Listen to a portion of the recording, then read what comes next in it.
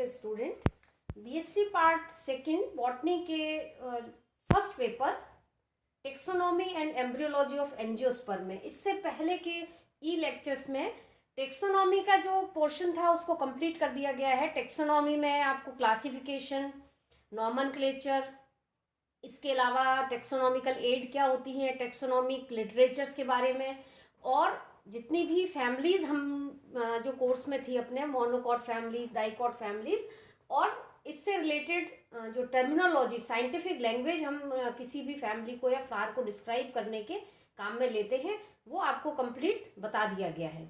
अब next part आता है हमारा एम्ब्रियोलॉजी ऑफ एंजियोस्पर्म। एम्ब्रियोलॉजी क्या होती है, जिसको हम कहते हैं भ्रूण विज्ञान। भ्रूण विज्ञान बॉटनी की वह शाखा है, it's a branch of botany which deals with the study of male reproductive organ या एंथर, फीमेल रिप्रोडक्टिव ऑर्गन आप कह सकते हो, ओव्यूल की study, and study of male gametophyte, study of female gametophyte, fertilisation and endosperm formation, embryogeny, development of embryo, seed and fruit development and polyembryony, इन सब की जो स्टडी है वो कहलाती है एम्ब्रियोलॉजी। तो एम्ब्रियोलॉजी के अंतर्गत हम फ्लावर का स्ट्रक्चर पढ़ते हैं, तो हम ये कह सकते हैं कि जो एम्ब्रियोलॉजी है वो किससे रिलेटेड है, सेक्सुअल रिप्रोडक्शन।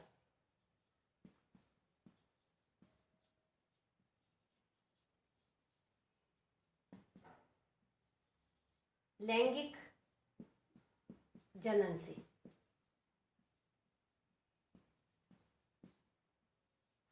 जनन हमें पता ही है 3 तरह के होते हैं normally, vegetative reproduction, asexual reproduction and sexual reproduction. Vegetative reproduction जब हम पढ़ते हैं तो उसमें क्या है, किसी भी प्लांट के वेजिटेटिव भाग से यदि जनन होता है जिसमें मेल और फीमेल गैमेट का फ्यूजन नहीं होता है तो उसको हम कह देते हैं वेजिटेटिव रिप्रोडक्शन।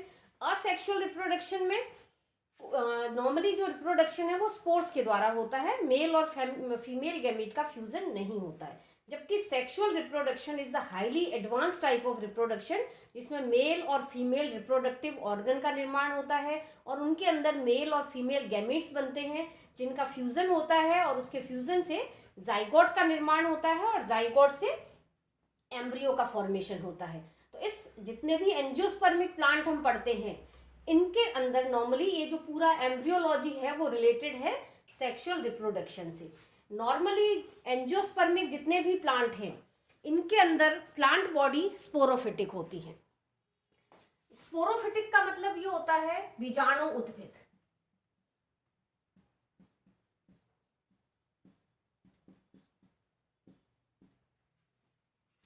बीजाणु उद्भिद के अंदर जो प्लांट बॉडी है वो हमेशा डिप्लॉयड होती है, 2 एंड होती है। इसमें क्योंकि एंजियोस्पर्म है, इनको हम फ्लावरिंग प्लांट्स कहते हैं, तो इसको हम और भी नाम दे सकते हैं टॉपिक को, रिप्रोडक्शन इन फ्लावरिंग प्लांट्स। इनमें किस तरह से जनन की प्रक्रिया होती है और किस तरह से एम्ब्रियो और एम्ब्रियो से नए पादप का निर्माण होता है। तो एंजियोस्पर्म के अंदर जो मेन रिप्रोडक्टिव पार्ट है वो है फ्लावर, और इस फ्लावर में मेल रिप्रोडक्टिव ऑर्गन एंड्रोशियम के रूप में, फीमेल रिप्रोडक्टिव ऑर्गन गाइनोशियम के रूप में होता है, जायांग के रूप में होता है। एंड्रोशियम के अंदर स्टेमन्स बनते हैं, स्टेमन्स पर एंथर होते हैं और एंथर पर पोलन, एंथर के अंदर पोलन सेट बनते हैं जिनको माइक्रोस्पोरेंजियम कहते हैं। इसी तरह गाइनोशियम में कार्पल, कार्पल में ओवरी, और ओवरी के अंदर क्या बनते हैं, ओव्यूल, और इन ओव्यूल को कहते हैं मेगास्पोरेंजियम। तो ये टर्म्स भी हमें ध्यान रखनी है कि पोलन सैक जो होते हैं उनको माइक्रोस्पोरेंजियम कहते हैं और ओव्यूल को हम कहते हैं इसमें एम्ब्रियोलॉजी में मेगास्पोरेंजियम। माइक्रोस्पोरेंजियम के अंदर माइक्रोस्पोर मदर सेल बनती हैं और मेगास्पोरेंजियम के अंदर मेगास्पोर मदर सेल बनती हैं। यहाँ पे लाइफ साइकिल के अंदर देखिए जो चेंज आता है नॉर्मली मियोसिस, जो जितनी भी लाइफ साइकिल हम पढ़ते हैं उनमें 2 इंपॉर्टेंट स्टेप्स होते हैं, मियोसिस एंड फर्टिलाइजेशन। जहाँ क्योंकि ये जो एंजियोस्पर्म की लाइफ साइकिल है इनके अंदर ऑल्टरनेशन ऑफ जनरेशन होता है, डिप्लॉइड से स्टार्ट होती है क्योंकि प्लांट बॉडी स्पोरोफिटिक होती है, और मियोसिस के पश्चात जिसको हम कहते हैं अर्धसूत्रीय विभाजन, जहाँ क्रोमोसोम की संख्या आधी हो जाती है। तो यदि माइक्रोस्पोर मदर सेल के अंदर मियोसिस होता है तो उससे बनता है माइक्रोस्पोर, जिनको हम पोलन ग्रेन भी कहते हैं। और मेगास्पोर मदर सेल में मियोसिस से मेगास्पोर्स बनते हैं। ये सब हैप्लॉइड स्टेज है, क्योंकि मियोसिस के पश्चात यहां तक हम पढ़ते हैं डिप्लॉइड स्टेज। और इससे microspore and megaspore after germination, after development, ये क्या बनाते हैं, male gametophyte and female gametophyte. तो माइक्रोस्पोर से मेल गैमेटोफाइट का डेवलपमेंट होता है और मेगास्पोर से फीमेल गैमेटोफाइट का डेवलपमेंट होता है। एंजियोस्पर्म के अंदर जो मेन स्पोरोफिटिक बॉडी होती है जो डिप्लॉइड है वो लॉन्ग लिव्ड होती है, रूट, स्टेम और लीफ में डिफरेंशिएटेड होती है। यदि क्वेश्चन आता है कि what is the difference between sporophytic plant body and gametophytic plant body, तो sporophytic plant body is always diploid and differentiated into root, stem and leaves, जबकि gametophytic plant body is haploid and it is not differentiated into root, stem and leaf. तो जो भी हम lower plants में भी पढ़ते हैं, टेरिडोफाइटा से प्लांट बॉडी स्पोरोफिटिक स्टार्ट हो जाती है। तो यहाँ जब ये, और जो गैमेटोफाइट बनता है इसके अंदर, मेल और फीमेल गैमेटोफाइट एंजियोस्पर्म के अंदर, वो शॉर्ट लिव्ड होता है और काफ़ी रिड्यूस्ड होता है, और इनका जो फॉर्मेशन है वो कुछ सेल से ही इसका फॉर्मेशन होता है। जो मेल गैमेटोफाइट बनता है इसके अंदर 2 मेल गैमीट्स होते हैं, ये बहुत इंपॉर्टेंट है। फीमेल गैमेटोफाइट के अंदर एग सेल बनता है और सेकेंडरी न्यूक्लियस बनता है। Egg cell is a haploid structure, जबकि जो सेकेंडरी न्यूक्लियस बनता है वो डिप्लॉइड स्ट्रक्चर होता है, क्योंकि ये सेकेंडरी जो न्यूक्लियस बनता है by the fusion of 2 polar nuclei.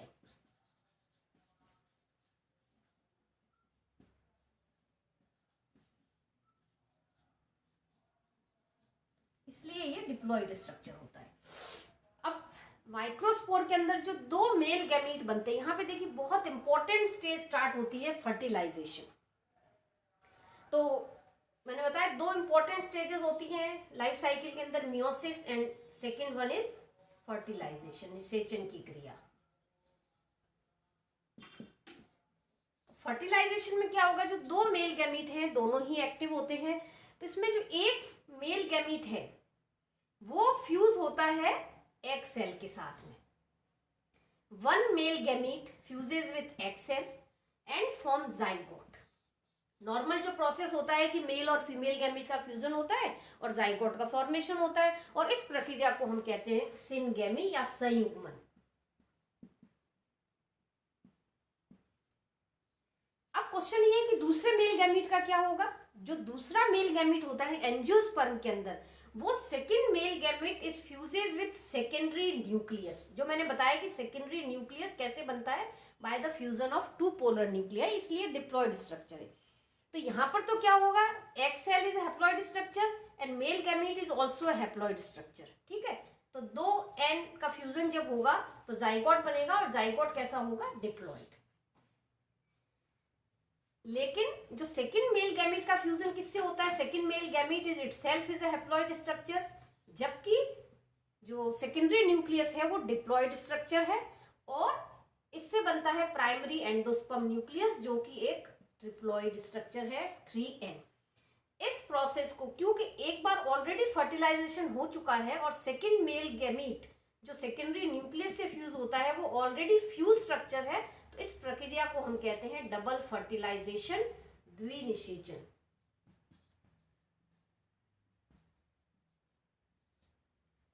और ये जो द्विनिषेचन है, डबल फर्टिलाइजेशन है, वो एंजियोस्पर्म का एक इंपॉर्टेंट कैरेक्टरिस्टिक फीचर है, विशिष्ट लक्षण है, जो नॉर्मली बाकी प्लांट्स में नहीं पाई जाती है, ये सिर्फ एंजियोस्पर्म के अंदर ही होती है। क्योंकि यदि हम एंजियोस्पर्म और जिम्नोस्पर्म को कंपेयर करें तो जो बेसिक डिफरेंस है दोनों के अंदर, एंजियोस्पर्म के अंदर जो एंडोस्पर्म बनता है वो कैसा बनता है, ट्रिप्लॉइड बनता है 3n, जबकि जिम्नोस्पर्म के अंदर जो एंडोस्पर्म बनता है वो हैप्लॉइड बनता है। तो ये बहुत इंपॉर्टेंट एक फीचर है एंजियोस्पर्म का। तो प्राइमरी एंडोस्पर्म न्यूक्लियस से एंडोस्पर्म बनता है, एंडोस्पर्म यहाँ से एम्ब्रियो से ओवरी बनती है, इनसे फ्रूट बनता है, और फ्रूट से सीड का फॉर्मेशन होता है, और सीड से फिर नए प्लांट का फॉर्मेशन होता है, नई स्पोरोफिटिक प्लांट बॉडी बनती है। तो ये आपको एक मेन स्टेप्स आपको लाइफ साइकिल के बताए हैं कि नॉर्मली जो इनकी लाइफ साइकिल होती है वो डिप्लॉयड होती है, लॉन्ग लिव्ड होती है, और जो हैप्लॉइड स्ट्रक्चर बनता है वो शॉर्ट लिव्ड होता है। और इम्पॉर्टेंट पार्ट ये है इसमें सिंगेमी एंड डबल फर्टिलाइजेशन दोनों ही पाए जाते हैं। तो एम्ब्रियोलॉजी में एक जो मेन बेसिक लाइफ साइकिल थी वो आपको यहाँ पर बताई है, और इसके अंदर हम ये सारी चीजें डिटेल में स्टडी करेंगे, स्टेप बाय स्टेप, एक एक करके। यहां पर मैं बता दूं पहले आपको, सेक्सुअल जो रिप्रोडक्शन होता है तो सबसे इंपॉर्टेंट पार्ट क्या है। सबसे पहले आपको पता होना चाहिए स्ट्रक्चर ऑफ फ्लावर। थोड़ा सा बेसिक, वैसे आपको पूरी टेक्सोनॉमी बताई हुई है, फ्लावर के बारे में बताया हुआ है, लेकिन फिर भी थोड़ा सा आपको फ्लावर का स्ट्रक्चर एक बार बता देते हैं। नॉर्मली मॉर्फोलॉजिकली यदि कहा जाए, on the basis of morphology,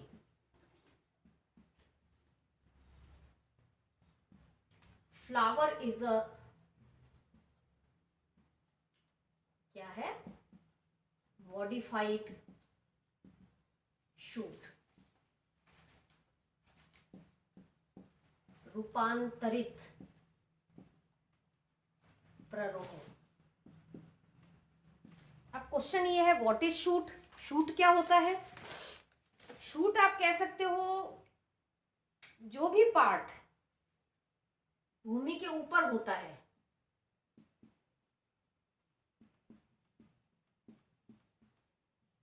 above the ground, सतह से जो ऊपर भाग होता है भूमि के ऊपर, उसको हम कह देते हैं शूट या प्ररोह कहते हैं। और ये शूट को हम कह सकते हैं स्टेम प्लस लीफ।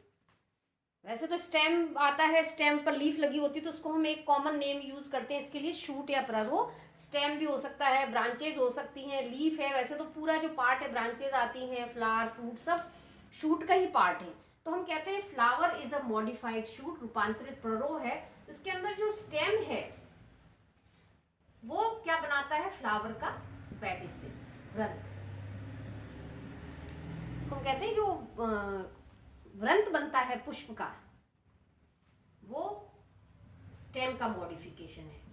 और बाकी का जो पार्ट है, लीफ से क्या बनते हैं, फ्लोरल पार्ट्स। ठीक है, हमने फ्लावर का स्ट्रक्चर पढ़ा है। यदि फ्लावर का हम एलएस देखें, आप इसका यदि एलएस काटें तो एलएस में क्या दिखेगा आपको,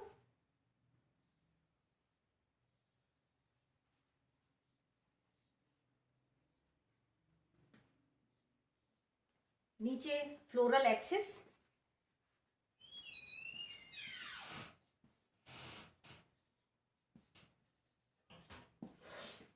फ्लोरल एक्सिस को कहते हैं पेडंकल।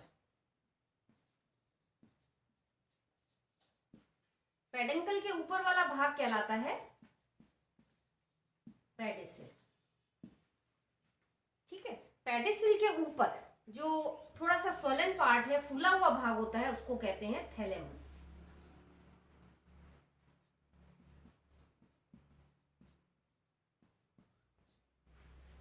थैलेमस। और इस थैलेमस पर क्या लगे हुए होते हैं, सबसे फ्लावर फ्लोरल पार्ट में मुख्यतः 4 पार्ट होते हैं इसके, 4 parts. First is calyx, Corolla, androecium, and fourth is gynoecium. तो यदि सबसे बाहर की तरफ देखें तो बाहर क्या लगा हुआ होता है इसमें, थैलेमस पर दोनों तरफ calyx. Outer most word is calyx. Calyx के अंदर की तरफ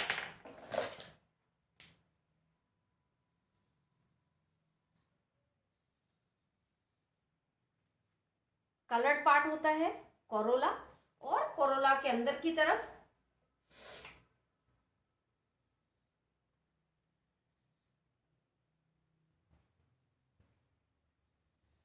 male reproductive part in the form of stamens, और स्टेमन के अंदर की तरफ फीमेल रिप्रोडक्टिव पार्ट होता है जो कहलाता है गाइनोशियम। गाइनोशियम सामान्यतः 3 भागों से मिलकर बना हुआ होता है, स्टाइल, स्टिग्मा एंड ओवरी। तो सबसे आउटर मोस्ट वर्ल्ड क्या हुआ इसमें? Calyx. swollen part is ovary,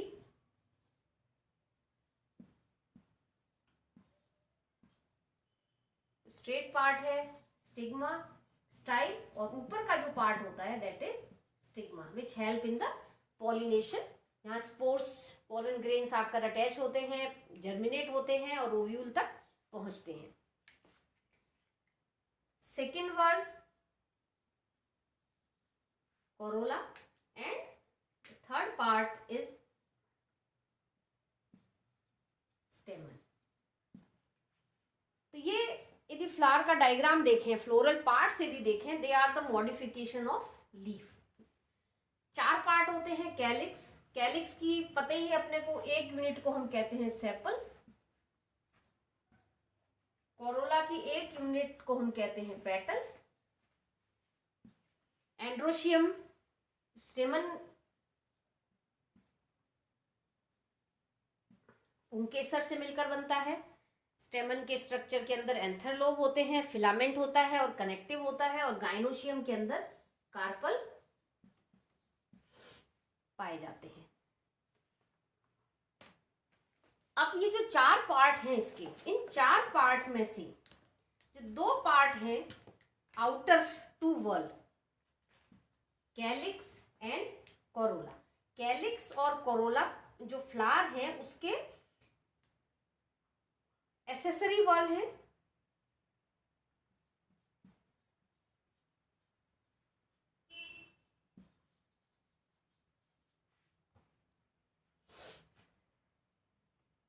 सहायक अंग है। इसको हम क्या कहेंगे? सहायक अंग। जो आउटर 2 वर्ल्ड है, outermost whorl is calyx, second part is corolla, third whorl is androecium and fourth is gynoecium. तो जो आउटर 2 पार्ट हैं calyx and corolla, they are the accessory whorl, इनको हम कहते हैं, या हम इनको नॉन इसेंशियल पार्ट भी कहते हैं।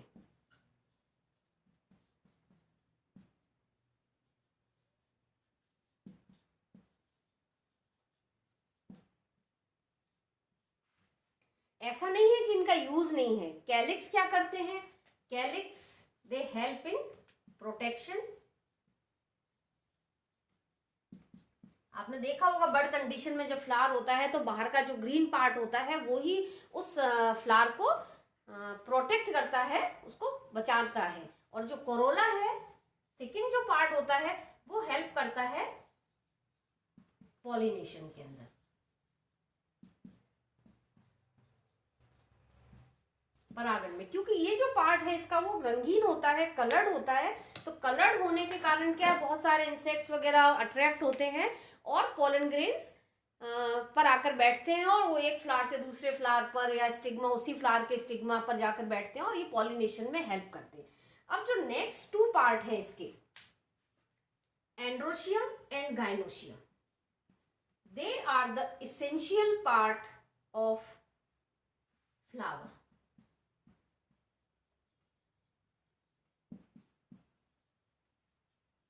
इसको हम कहते हैं आवश्यक अंग, और they are called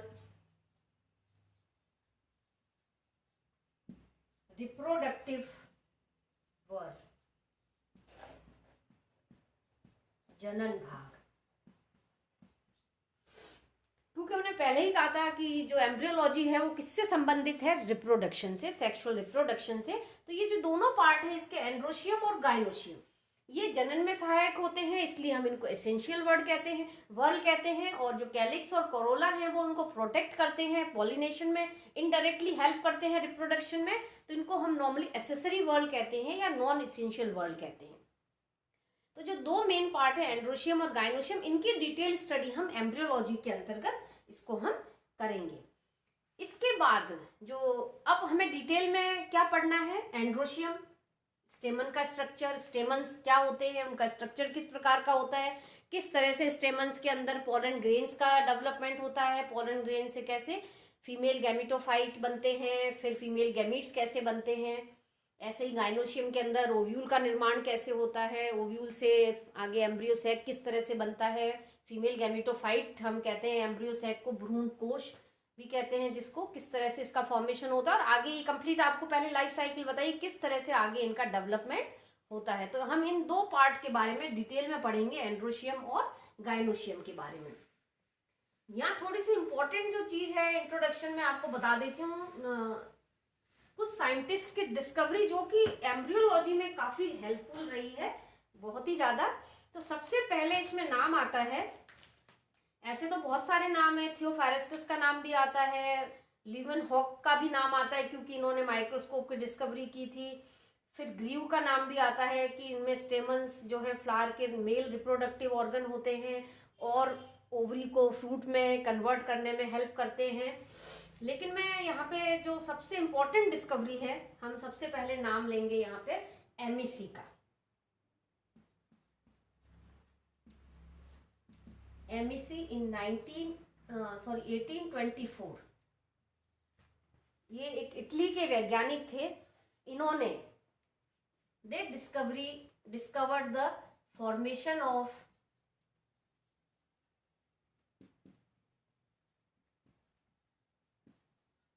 pollen tube,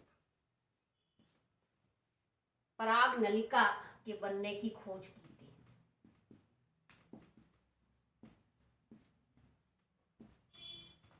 pollen tube की डिस्कवरी की थी और उन्होंने कहा था कि पोलन ग्रेन से जो डेवलप होती है पोलन ट्यूब, वो स्टाइल में जाती है, स्टाइल में ग्रोथ करती है और वहां से वो ओव्यूल के कांटेक्ट में आती है और वहां उनका फ्यूजन होता है मेल और फीमेल गैमेट का।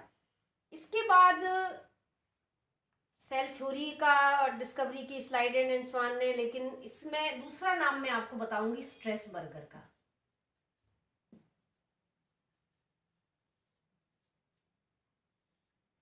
स्ट्रेसबर्गर 1882 में, स्ट्रेसबर्गर ने डिस्कवर्ड सिनगेमी।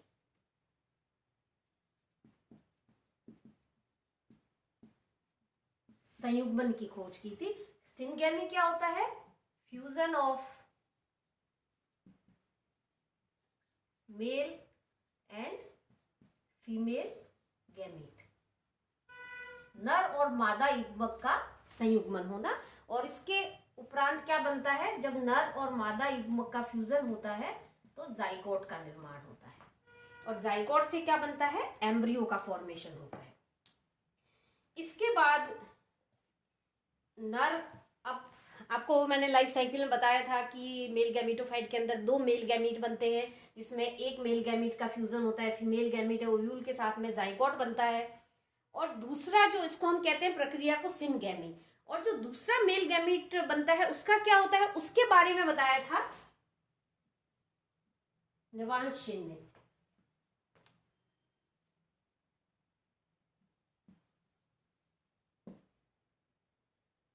एटीन 98 में इन्होंने क्या डिस्कवर किया था, double fertilisation.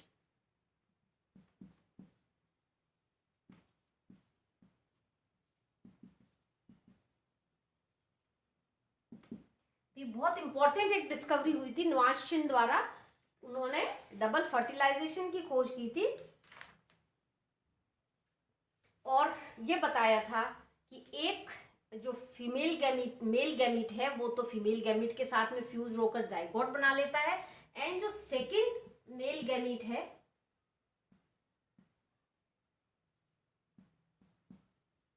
Fuse with secondary nucleus. द्वितीयक केंद्रक के साथ में सेकेंडरी न्यूक्लियस का निर्माण होता है 2 पोलर न्यूक्लियाई के फ्यूजन से। ये जो काफी इंपॉर्टेंट, इसको हम डबल फर्टिलाइजेशन और क्या कहते हैं, ट्रिपल फ्यूजन, त्रिसंलयन। एक फर्टिलाइजेशन तो पहले ही हो गया इसमें, जिसमें सिनगैमी हो गई, फिर पोलर न्यूक्लियाई का फ्यूजन हो गया, फिर ये जो मेल गैमीट है वो फिर इसके साथ में फ्यूज होता है, तो इसको हम डबल फर्टिलाइजेशन या फिर ट्रिपल फ्यूजन भी कहते हैं। तो ये मैंने बता ही दिया, इंपॉर्टेंट जो डिस्कवरी है, और ये एंजियोस्पर्म का एक कैरेक्टरिस्टिक फीचर है डबल फर्टिलाइजेशन और ट्रिपल फ्यूजन का।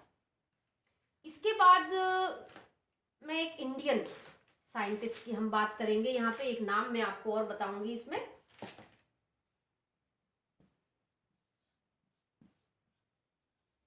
Professor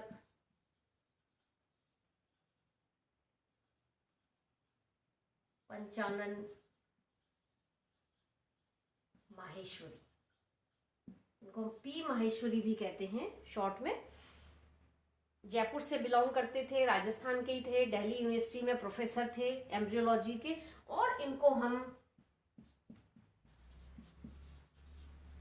father of Indian embryology भी कहते हैं।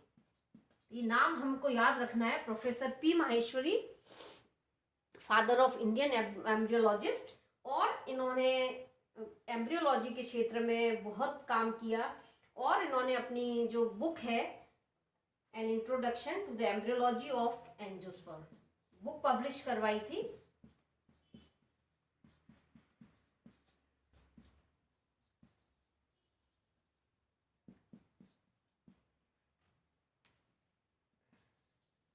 To the embryology of angiosperms, और दूसरी एक और बुक इन्होंने पब्लिश करवाई थी, recent advances in embryology of angiosperm.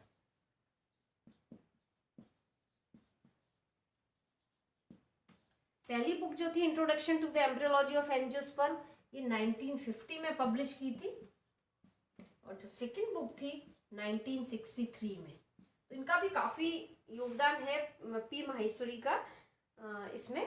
Embryology में ये तो हम पढ़ ही रहे हैं पूरा जनरल पॉली एम्ब्रियोनिक, इसके अलावा कुछ एक्सपेरिमेंटल स्टडी भी एम्ब्रियोलॉजी में की गई है, जिसमें नॉर्मली कल्चर मीडियम पर कैसे इनको हम लेबोरेटरी में कंट्रोल कंडीशन के अंदर हम इनको डेवलप कल्चर कर सकते हैं, उगा सकते हैं, जिसमें एम्ब्रियो का कल्चर हो गया, ओव्यूल का कल्चर हो गया, एम्ब्रियो कल्चर। तो कुछ हम एक्सपेरिमेंटल एम्ब्रियोलॉजी भी इस एम्ब्रियोलॉजी के अंतर्गत हम पढ़ेंगे। तो ये आपको आज थोड़ा सा बेसिक एम्ब्रियोलॉजी बताया कि एम्ब्रियोलॉजी क्या होती है, उसमें हमको क्या क्या पढ़ना है एम्ब्रियोलॉजी में, पूरा जो फीमेल रिप्रोडक्टिव मेल और फीमेल जो रिप्रोडक्टिव पार्ट्स हैं उनकी हमें स्टडी इस एम्ब्रियोलॉजी के अंतर्गत करनी है।